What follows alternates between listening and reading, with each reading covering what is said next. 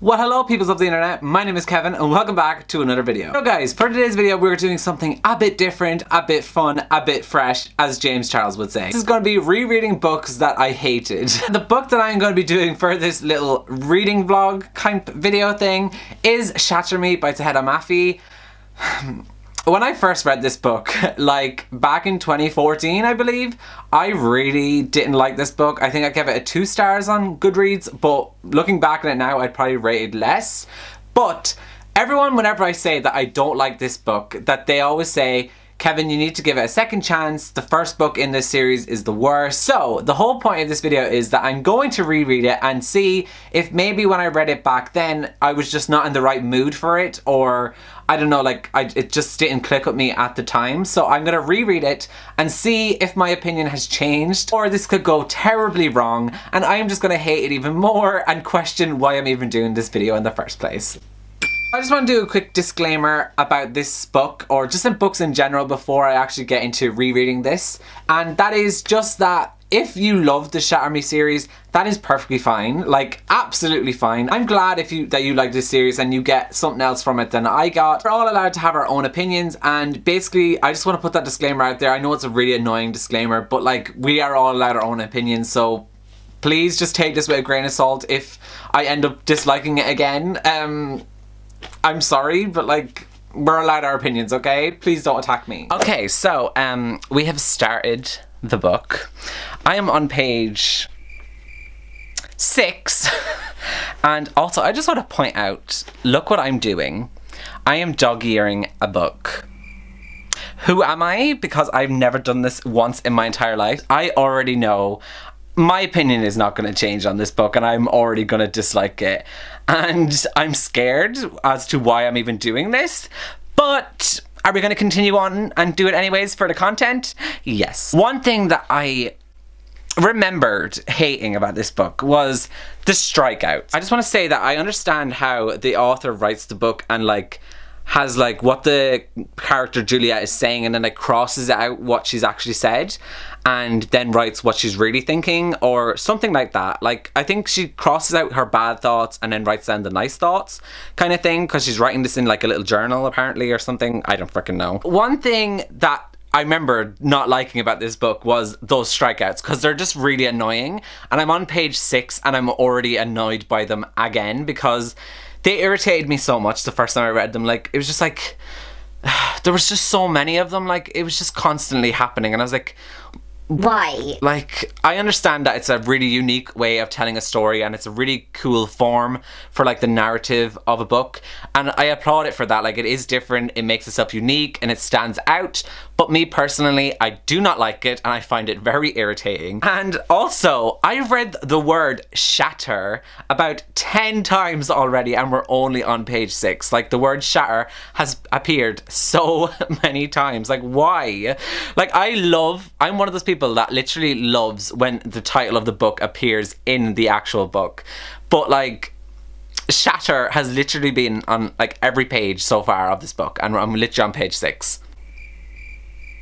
That's concerning to me. But anyways, the reason I wanted to pop in here right now is because I just wanted to read out this line, because this book also, like, I just realized that this book is full of like loads of metaphors and like they're just kind of unnecessary in my opinion anyways.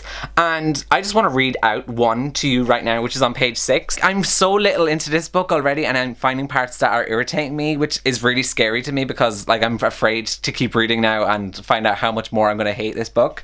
So that's fun. But okay, let's read this out for you, shall we? Let's have fun. Okay, so basically it says, I catch the rose petals as they fall from my cheeks, as they float around the frame of my body, as they cover me in something that feels like the absence of courage. What? Like, that literally makes no sense. Like, what is... I don't get it. Okay, so I'm about to get into the bat and I'm going to read a bit more of this. And yes, it should be a fun time. I'm now on like page 20. So I read 14 more pages since my last update. Can you tell I'm procrastinating? Just a tad. Yeah, but basically Adam, who was like one of the love interests, has come into it. And I remember when I first read it, like Adam was one of my life and saviors of this book because I loved Adam. So that's fun that he's finally in the book. Even though it's only been 20 pages, but like I feel like I've been reading for so long. But anyways, yeah, so Adam's here. Hopefully now everything will be okay. Also, Juliet is very freaking whiny. Oh my god, I do not remember her being so whiny. And it's so annoying, but yes, okay, let's read more. Somewhere down the line we're meant to come back home. We can do it all again, I know.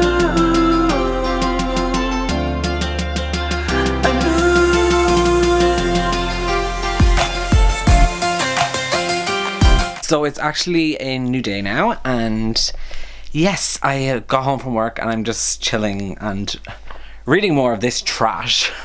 Literally at this point, that's what my definition is for this book. I wrote a DNF it so badly. I'm on chapter 19, 112 page. 112 page? Page 112. Clearly I'm great at English. And another thing that I'm finding really irritating about the writing style of this book is that, like, she repeats stuff so many times for like unnecessary reasons. Like earlier on in the book, she kept using the same pronouns all the time. Like she was going, I did this, I. I sound like the frickin' bird from Finding Nemo right now. But literally, I was just everywhere, like, and she constantly repeats the words. And I know in writing that you do that, like that's part of the thing if you want to get like something across that's really serious or that. But she's using it so often that like it's not even doing what it's meant to do. Like the function's kind of lost really. And this is just a sentence where it is basically here, and it says, my dreams are bloody and bleeding and blood is bleeding. Like what is the point of saying blood and like bleeding, which is practically the same word, 4 times in one sentence? Like that's just a sentence and it's in it 4 times. Like I don't know. I can't. I'm literally, I feel like I'm losing my mind reading this book. Okay, you heard it here, folks. I have made it to chapter 23, which is page 150, which is about that much of the book. I've tried. I really, really have tried my best. I really thought Adam, because of what I remembered, I would love him, but no.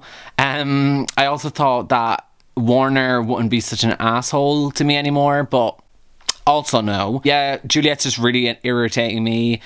I noticed like all of her past trauma, and I understand like all of like her backstory and stuff, but like she's so whiny to me, and like she's just so irritating. I just can't like connect with her. I feel like this book just had so much potential, and I'm sure with the rest of the series it probably did get so much better, but I'm just not interested enough with this book to actually go and continue on with them.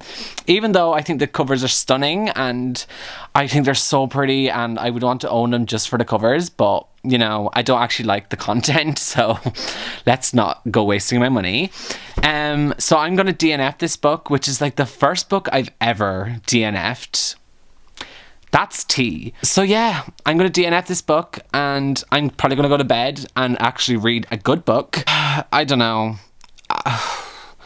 There's just basically the strikeouts where like she crosses stuff out irritated me too much.